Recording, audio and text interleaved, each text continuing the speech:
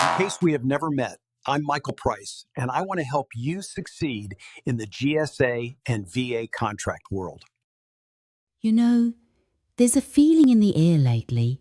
It's almost like the morning after a really loud, chaotic party.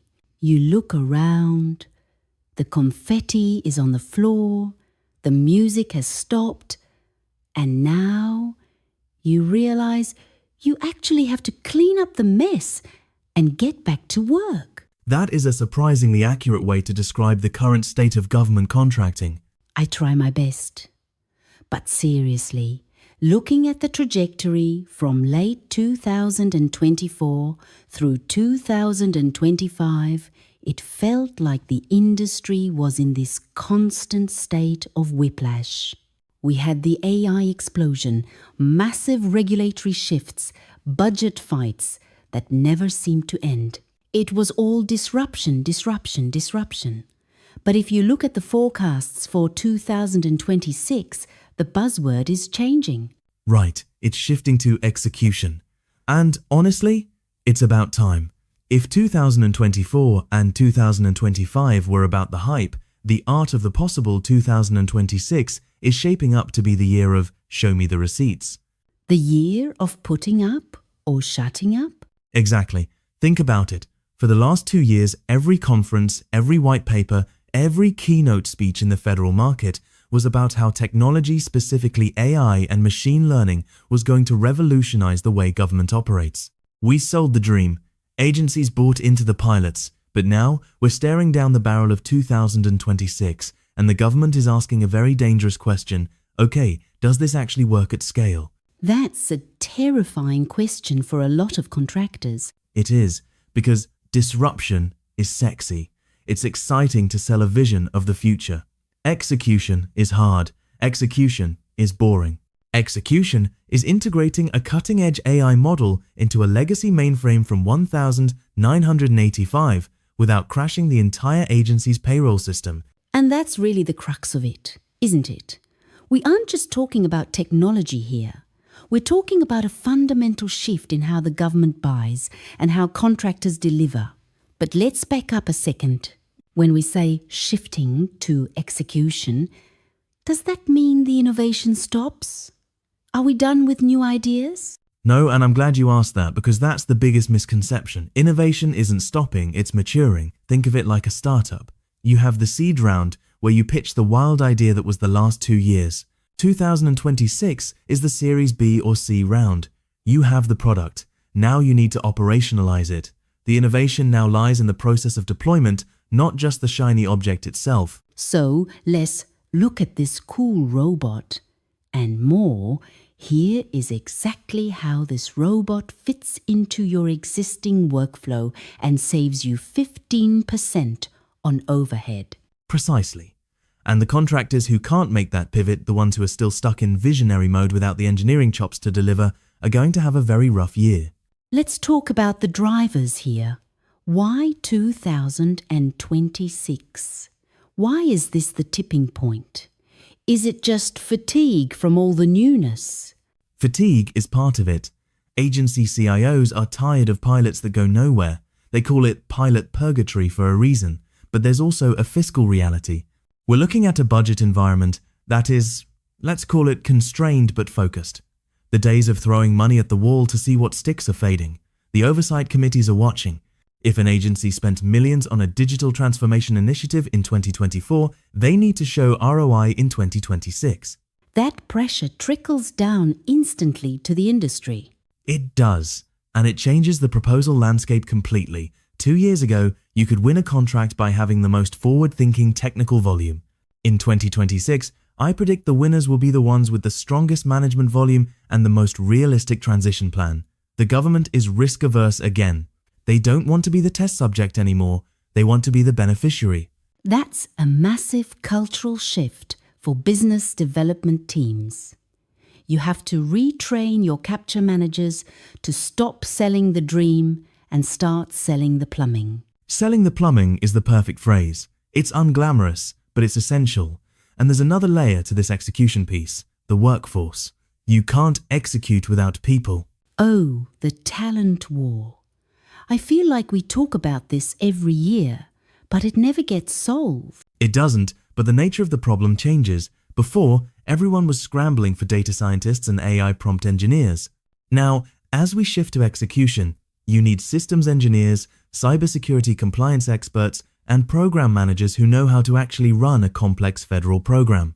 It's a return to the fundamentals of GovCon. It sounds almost nostalgic, like we're going back to the basics of on time, on budget, within scope. It is, but with a high-tech twist, because now you have to deliver on time and on budget, while navigating CMMC compliance, supply chain risk management regulations, and the ethical use of AI mandates. So, the execution is infinitely more complex than it was 10 years ago. You mentioned CMMC, Cybersecurity Maturity Model Certification. That has been the looming storm cloud for, 5 years now? Is 2026 finally the year the rain starts falling? 2026 is absolutely the year the rain falls, and some people are going to drown. We've moved past the rulemaking phase, it's in the contract. If you want to execute in 2026, you can't just self-attest that you're secure. You have to prove it. This is another part of that execution theme. Compliance is a form of execution. It's checking the boxes, doing the audits, securing the networks. It's not fun, but it's the gatekeeper. So, if I'm a mid-sized contractor, sitting there listening to this, and I've spent the last 2 years building up my AI division, what should I be doing right now to prepare for 2026? You need to look at your portfolio and ask a hard question. Is this a product or a project? If you have a product, is it battle-tested? If you have a project, is it scalable? You need to start gathering your past performance data now. Show, don't just tell. If you have a pilot program running, move heaven and earth to get it to an operational status before the next RFP drops. You need case studies of success, not just theories of potential. Proof over promise.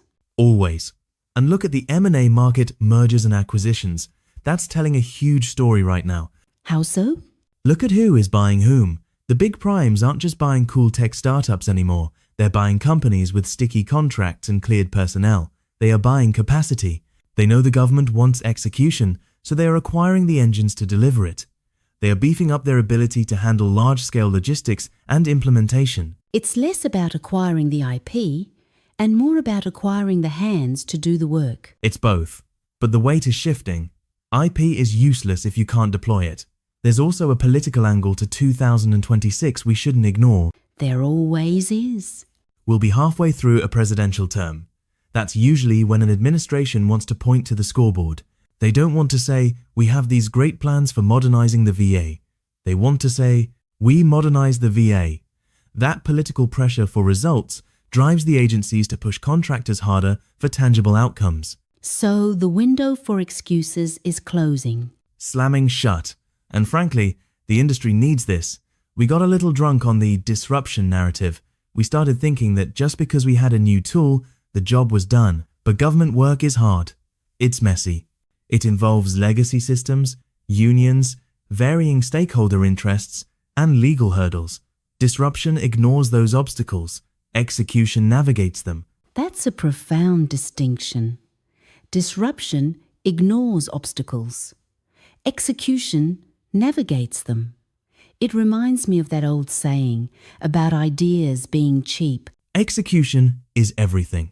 Let's look at a specific sector, cloud computing. For years, it was cloud first, then cloud smart.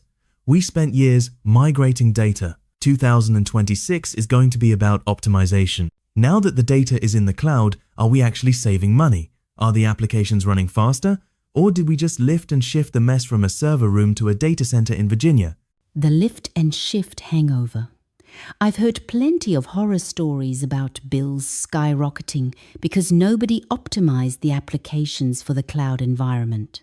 Exactly. That's an execution failure. The disruption, moving to the cloud, happened, but the execution, optimizing for the cloud, failed. 2026 will be the year of fixing those mistakes. You'll see a lot of contracts specifically focused on modernization and optimization rather than just migration. It sounds like there's a lot of opportunity in the fix-it business. Massive opportunity. If you can position yourself as the cleanup crew or the optimizer, the company that comes in after the disruption and makes it actually work, you will make a fortune in 2026. But that requires a certain humility, doesn't it? Everyone wants to be the innovator. Nobody wants to be the janitor. In this market, the janitor drives a Ferrari. Laughs Fairpoint. Let's pivot slightly to the small business aspect. We always talk about the big primes, but how does this shift to execution affect the small guys? The 8As?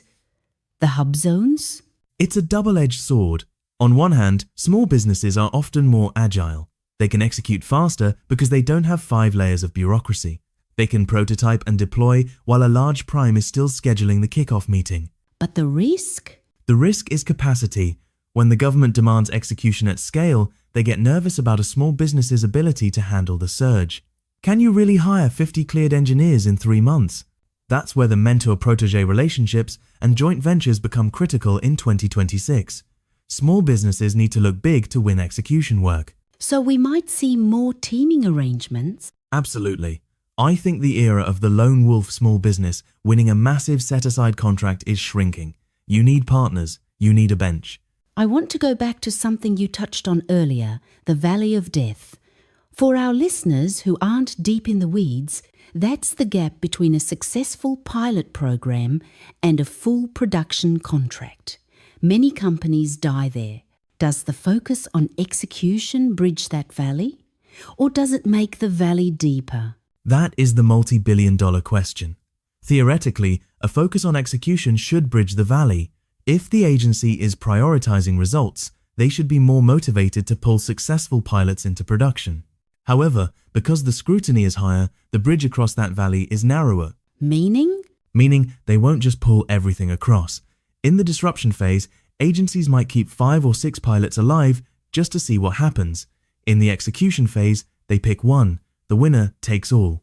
So, while more technology might actually make it to the field, fewer companies will be the ones taking it there. High-stakes poker. Extremely high stakes. And you have to wonder about the role of the contracting officer, CO, in 2026. These people have been battered by new regulations. Now we are asking them to judge execution capability. Are they trained for that? That's a great point. A CO knows how to read the FAR, Federal Acquisition Regulation. Do they know how to evaluate whether a company's agile software methodology is actually effective? Some do, many don't. This is where industry has to educate government. Your proposal can't just be compliant, it has to be educational. You have to explain how you execute, walk them through the methodology, show them the dashboard you use to track progress, make them feel safe. Make them feel safe. That feels like the emotional core of 2026. It is. The government is risk-averse, disruption is risky, execution proven, reliable execution is safe. It's a warm blanket. If you can be the warm blanket in 2026, you win. It's funny, we spend so much time worrying about AI taking over, but it sounds like the human element, trust, reliability, competence is becoming more valuable, not less. Technology amplifies intent. If your intent is to disrupt, AI makes you very loud. If your intent is to execute, AI makes you very efficient. But you still need the human wisdom to know where to point the machine. What about the budget? We can't talk GovCon without talking about the money. We're assuming the funds will be there to support this execution. That's the wild card. Always is. If we get stuck in a year-long continuing resolution, CR, execution stalls. You can't start new programs under a CR, you can only maintain the old ones. So a CR is the enemy of execution. A CR is the enemy of everything, but yes, specifically execution. It forces agencies into a holding pattern. However, even under a CR, the mindset has shifted. Agencies will use O&M, operations and maintenance, funds to try and squeeze out better performance. They'll look at existing contracts and demand more efficiency. So even if new money isn't flowing, the pressure to perform on existing money increases. Do more with the same. The eternal government motto, but this time they actually have the tools to expect it. You told us AI would make you 30% more efficient, so why are we paying for the same number of hours? Ouch. That's going to be a tough conversation for T&M, time and materials, contract. Exactly. I predict a shift toward more performance-based contracting. We pay you for the outcome, not the hours. If you can use AI to do it in half the time, good for you. Keep the profit. But just give us the result. That requires a lot of trust. And we circle back to trust. It's the currency of 2026. A special thank you to MarketUS.com for furnishing us this information. You can reach them at MarketUS.com or call them at 954-636-3232. Before we go, this deep dive was created by the MarketUS.com team. Let us know your thoughts in the comments below. It's right below the subscribe link.